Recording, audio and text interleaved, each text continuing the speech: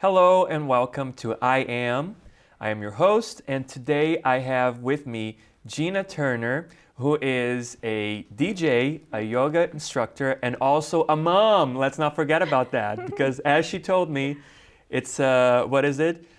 Equivalent to having 2.5 full-time jobs, right? Yes, just being a mom. Just being a mom. I know. And I often forget that. I'm like, I'm a DJ and a yoga instructor. Hi, here I am. Hello, welcome, Gina.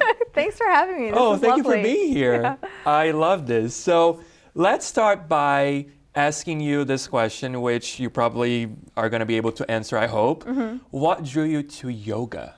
Oh, interesting. So I was a dance minor in college. Oh. My major was radio broadcasting and audio production. Mm-hmm. And so I always used yoga as like a supplement to my dance career. You know, it was always like the thing on the side that just made me a better dancer. And, you know, fast forward, so I was like in college when that was happening. Mm-hmm. And then in 2011, I was touring internationally as a DJ and doing yoga everywhere. And I was on a vacation in Ibiza, and I dove into a pool. Ibiza. Yeah, okay. It was awesome. I dove into a pool, and I hit my head on the bottom of the pool. Oh no. And what saved my life was doing a 2-minute long headstand right before I jumped in the pool. So I only had a mild subluxation in my neck, and I took that as basically the universe literally smacking me on the head, right. That you need to devote your life to this, you need to use your platform, because at that point I was, you know, pretty well known as a DJ, to really bring yoga to the masses. And so I got my certification in 2.5 weeks. I got my 300 hour, which was pretty intense. Wow. Yeah, and that's when I really had an awakening that yoga wasn't just supplementing my dance career and my music career. It was supplementing my life mentally, emotionally, spiritually, right. Because I really got into, you know, the yogic teachings when I was at my teacher training, because the way most of us are introduced to yoga is like, oh, I want to get more flexible. Oh, right. I want to fold into a pretzel. You know what I mean? Yes. But it's really so much more than that. Right. It's so much more than that. And I'm just, that's what drew me to yoga, was just, you know, the physical part of it. And then what made me fall in love was, you know, the other stuff. Yeah. The fancy mystical stuff too. Sure. I am just flabbergasted because I'm still thinking about you hitting your head in a pool in Ibiza and like having this awakening. It's just nuts. Incredible. Yeah, I mean, I'm a child of 2 chiropractors. It was my parents' worst nightmare to hear that phone call that I had dove into the pool in a foreign country where my Spanish, like, let's be real, is not that great. Okay. And that's not what you want in that situation. Yeah, for sure. Exactly. Yeah. So, and everyone was just blown away. Like, how are you not paralyzed? How are you still here? Right, I mean, let's be real. I was in a neck brace for many weeks and many months, and I did a lot of rehab. But that also drew me back to yoga, because I used chair yoga to rehab my neck. And so it was just like, all right, you need to do this. Yeah. Like it's either this or this. Yeah, and a really cool thing, like it was almost like confirmation from the universe. My first yoga class I ever taught, like outside of my yoga teacher training, was for 75 people at a music festival. Really? Yeah, and I was just like, this is wild. I thought no one was going to show up. Yeah. And then it was 75 people. And then the next day they're like, can you do this again? Because it was only scheduled for 1 day of this 3-day festival. And it was just, okay, this is it. It's amazing. It is amazing. I'm like, wow, okay. So I guess the next question is, how does DJing complement the yoga teaching, right? Because you were telling me that they both go hand in hand. Yeah. And I was trying to wrap my mind, but I was like, okay, I'm gonna ask her. Okay. So, well, being a touring DJ, so this is a long-winded answer. I'm gonna just preface this. It's okay. Being a touring DJ, Yeah, you could say that the best thing about yoga is you can do it in your hotel room, you can do it whenever you want, wherever you want. But I say my yoga practice really comes into play when I'm traveling in an airport. Oh, wow. If you think about being in an airport as a meditation, being able to just stay with your breath through any type of distraction that comes your way. I totally hear what you're saying. You see what I'm saying? Yeah, yeah. Just like standing in line at TSA, that's your meditation. Yep.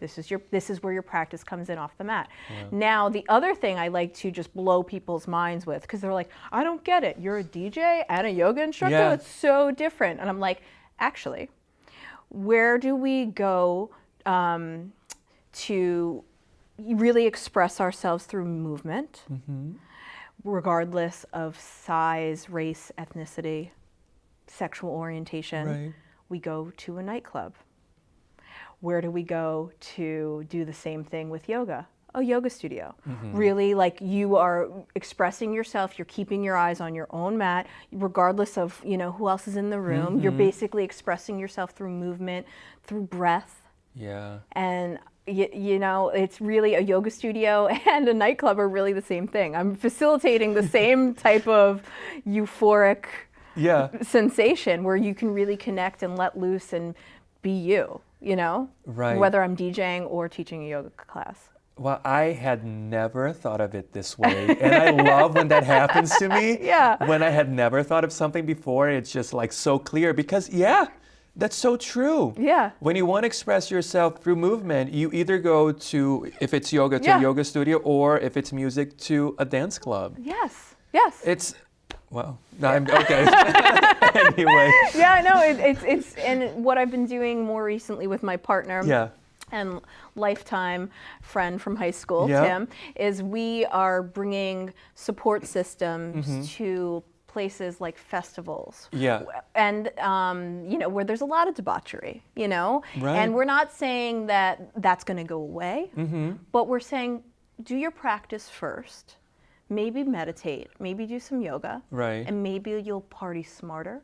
Yes. Maybe you'll party less. Yes. Maybe you've made that commitment to wake up for that 9 a.m. yoga class the next day, so you'll pull back a little bit. Right. You'll have that awareness that you cultivate while you're doing yoga off the mat as well.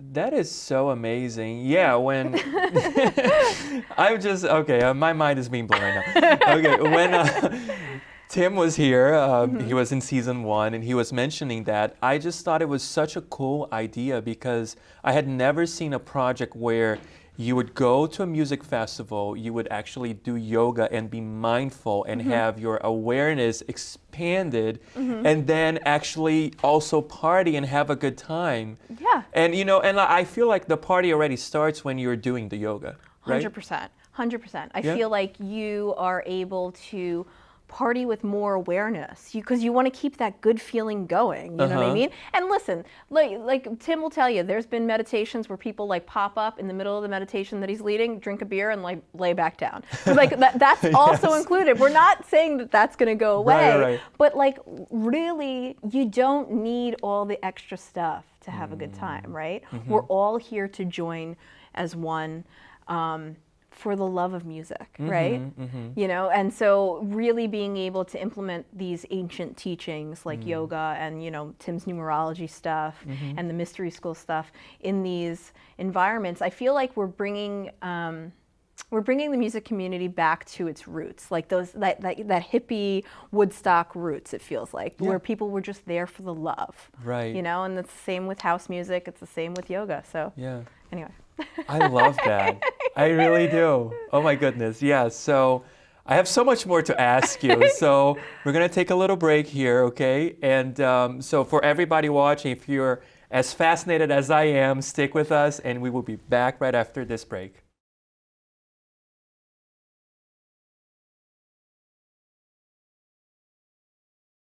And welcome back to I Am.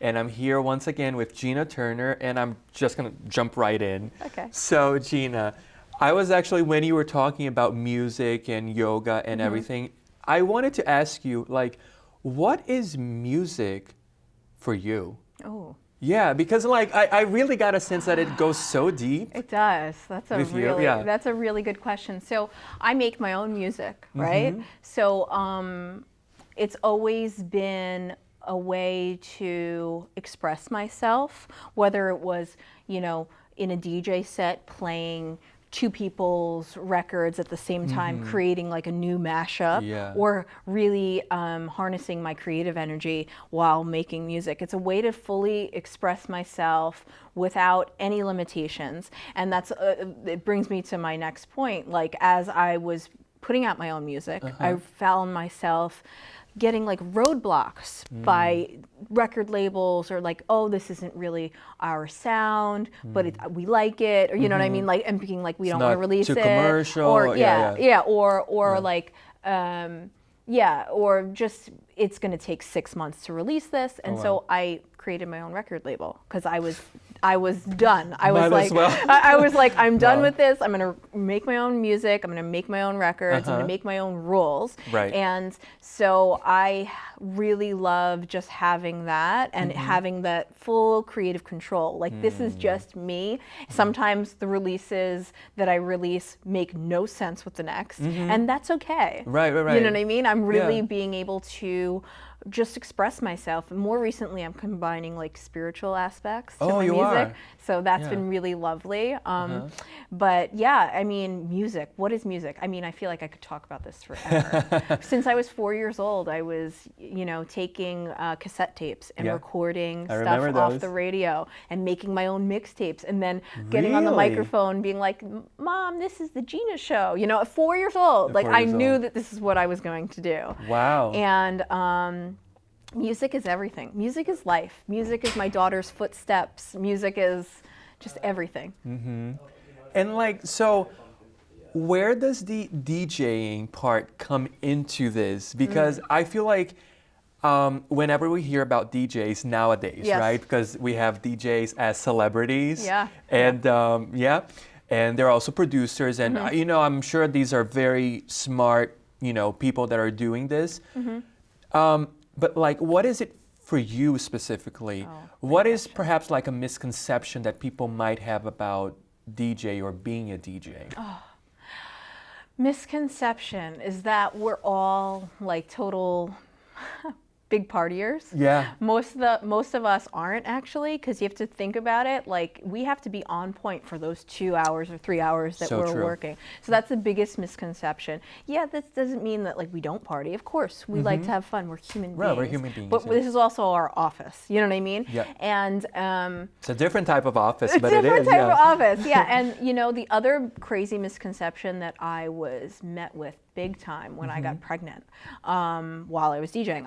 I toured until I was 35 weeks pregnant. Wow. My last DJ set was a month before I had the baby. Wow. And it was at 5 to 7 a.m. And the biggest thing that I was met with by my team and by people around me, oh, you're never going to be able to continue DJing once you have a kid. And I'm like, what are you talking about? Yes, I can. So I proved them all wrong.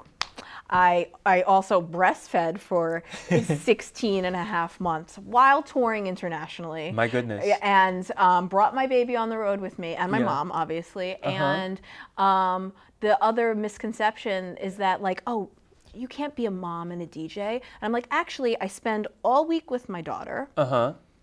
The whole entire day. Yes. And except if I'm teaching a yoga class for an hour and a half.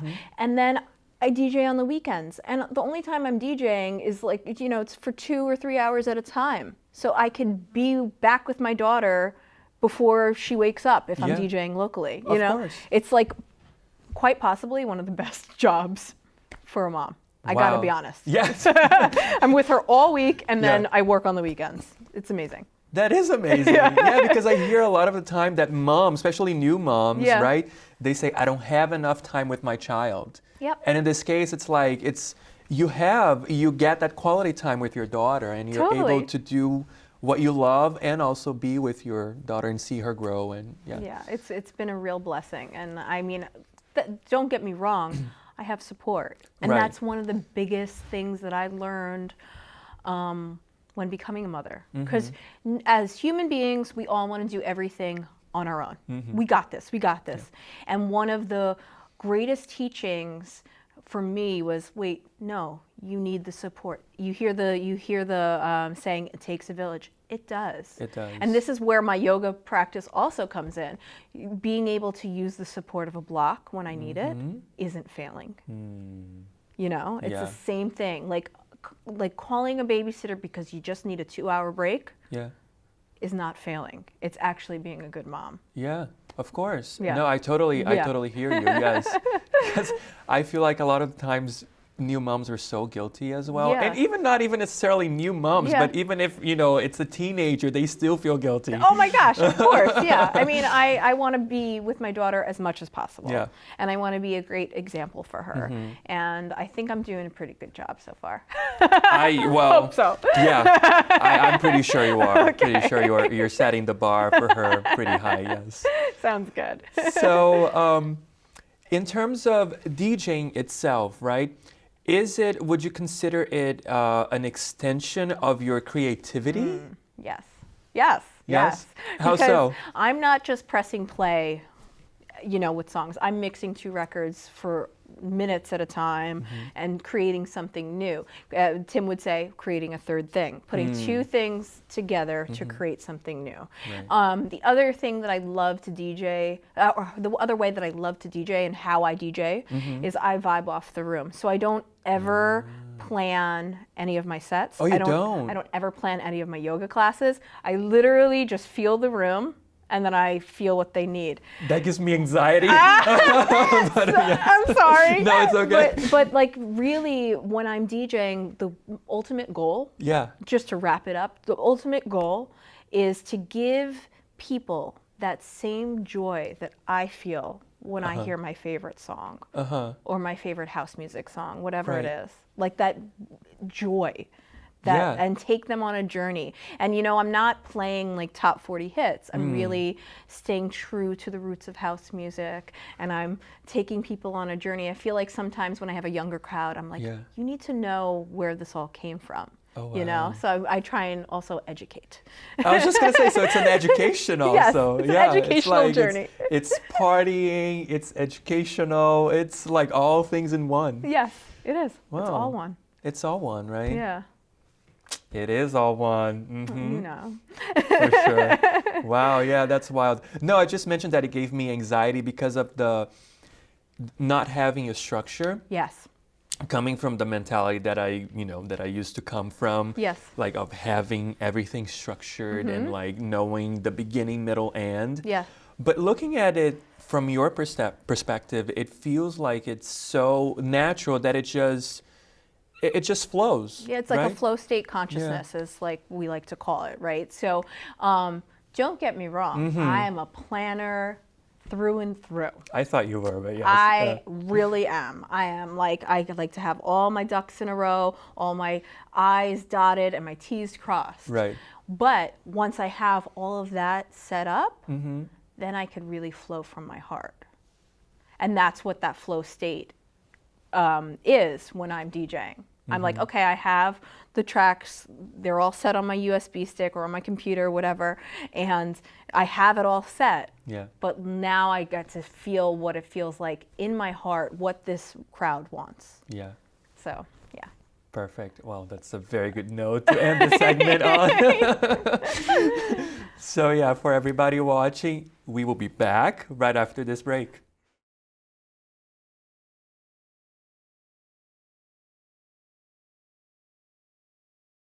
And welcome back to I Am. I'm here once again with Gina Turner.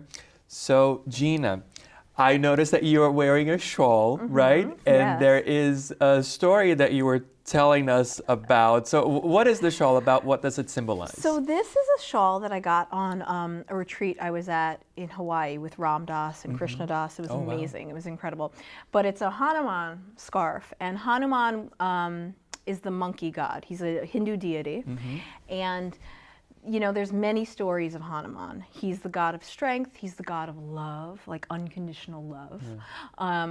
But one of my favorite parts that I've re-fallen in love with if you will, when explaining Hanuman to my 4-year-old. Oh. And my favorite part of the story is when he was born, the gods took away all of his memory of how powerful he was and how strong he was. And he just went his whole entire life thinking he was a normal, average, everyday monkey. Until he was in the woods and, a bear chief whispered in his ear and said, "You're stronger than you think." And once that bear chief whispered to him just those simple words, he became the almighty Lord Hanuman. He was able to fly. He doubled in size, tripled in size. And I feel like the part that I love so much about the story is that we often forget how enough we are. We are enough. And sometimes we just need a little whisper in our ear, whether it be like, "Oh, you got this," or "You're stronger than you think." And then we're able to really hone in on who we are and how powerful we are. And I'm not talking about just strength. We're just enough. Yeah. Just as we are. So. That is so powerful, actually. Right? Yeah. So simple, Yeah, so profound. Yeah. It really, honestly, the silence is important because I feel like people really need to take that in. Of course. Yeah. Take a moment. Take a moment. Remember that you are enough. I'm looking at the camera. Remember that you're enough. Yeah. You are enough. For sure. No, that is fantastic, and I think that's something that we don't hear enough. Right? Right. We don't hear enough. Sometimes we just need the reassurance that we are indeed enough. And I feel like a lot of times, especially for kids, it is so important for us to instill in them this sense of, you got this, you can do this, you're more powerful than you think. Yep. Right? It's Because so that's true. where it starts, with the creativity, you being 4 years old and doing your own mixtapes, and your own show. So right? Especially these days, some of my favorite yoga classes I've taught this year have been for middle schoolers. Really? These days with cyberbullying and everything going on in this world, it is so easy to have that strength just ripped away from us. And all we need to know is that we have the beating of our heart, we have our breath with us no matter what. It's not something you can just leave in your car. Right, you know what I right, mean? yeah. You've got this. Yeah. Yeah. So good. I start crying. Oh, it's okay. We don't have tissues, but it's all good. So, talking about this, you were mentioning the music, you were mentioning the yoga. How do you think that we can create empathy or more empathy in the world, right? In our communities, with our families, our friends, and even people that we don't know, right? Because I feel like we're so polarized right now in this moment in time in 2018 because of X amount of factors, right? So how do we create more empathy, and how do we actually connect with people? This is a really great question, and I think it's really simple. Just by practicing love, practicing compassion. So once we practice and cultivate that self-love within us, loving who we are, where we are, every broken piece of us, loving all of ourselves, then we can then see ourselves in others. When we are with ourselves, just as we are. I'm trying to find a better way to say it, but there's not. Yeah. Once we can really start to see ourselves in others, then it just becomes like this ongoing cycle, right? And compassion in action, loving awareness. There you go. Practicing loving awareness. Loving awareness. I love it. Yeah. How do you practice that in your life? Yeah. I get a lot of support. So the other thing is I really have dove it. I've really been knee deep in healing work the last few years. I've been working with a non-dual Kabbalistic healer, which has changed my life, but made me more of who I am. You know, like I always was feeling like I needed to like shave certain parts off of myself in order to be worthy, right? Or which I think happens a lot. Totally, and unconsciously, or feeling like we need to be something outside of ourselves. Or even something else Yep. than what we are. Yes. Yep. So there you go. That's another thing. So like practicing self-love, it'll just all, but also get a healer. Yeah, right. If you can have a healer, that's get awesome. a healer. There's lots of them out there. You know, you just need someone to unpack your stuff with. Right. Or at least who can help you like illuminate the hidden corners of yourself that are not illuminated right now. Totally. 100% Right? right on, nail on the head. Right? Yeah, like a healer, a coach, whatever. A yoga teacher. A yoga teacher. Yeah. So like that's one of the best things that yoga has also brought me, is that awareness. So the awareness that I have on the mat, right? So that awareness like, oh, I don't really like the way this pose feels. I'm gonna back off and take a child's pose. Yeah. That awareness like can transcend off of the mat. So you can actually be like, wait a minute, I don't like the situation that I'm in right now. I'm just gonna politely leave with loving compassion, and that's it. And you know, so often we're worried about what other people want from us that we forget what feels good for ourselves. Nailed it. Yeah. So yoga brings you that. Yoga is the answer to everything. Clearly. I love it. I love it. So I could talk to you for hours, Gina. I'll come back, don't worry. Yeah, please do.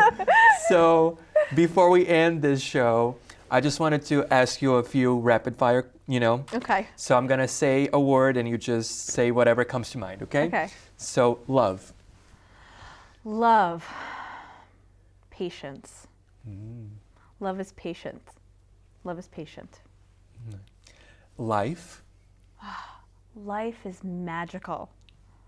Life is magical. Even like the small mundane. There's so much beauty in the smallness. Yeah. Community. Yoga. Yoga. Yoga. I thought you were going to say that. Yoga is to yoke, right? So to bring in union. So it's the same thing, like with, I'm saying yoga and I'm also meaning DJing too. Yeah. And finally, complete this. I am. Ever unfolding. I am ever unfolding. I am a work in progress and I cannot wait to see what the future holds. Oh, it's so good. So last thing before we go, is there anything that you would recommend for our audience watching, whether it be a book, a piece of music, a movie, what have you, that they can seek out and... Well, I'm going to do two things. One of my favorite books that I read in every single one of my yoga classes is called Receiving God. It's by Jason Schulman. Okay. So definitely check that out. And don't get hung up on the word God. It's non-denominational. It's amazing. Got it. And then music. Listen to some of my music. Exactly. I was just going to say listen to your music. I'm on Spotify and I'm on Apple Music. I have a couple new releases in the pipeline for the next couple months. So. Awesome. Yeah. I love it. Gina, thank you so much. I'm just going to do this because I love doing this. Namaste. Namaste. Thank you for being here. I enjoyed this so much. So thank you. Hopefully you'll come back, okay? Totally. 100%. Thank you. Thank you. And for everybody watching, thank you. And I will see you next week for a new episode of I Am.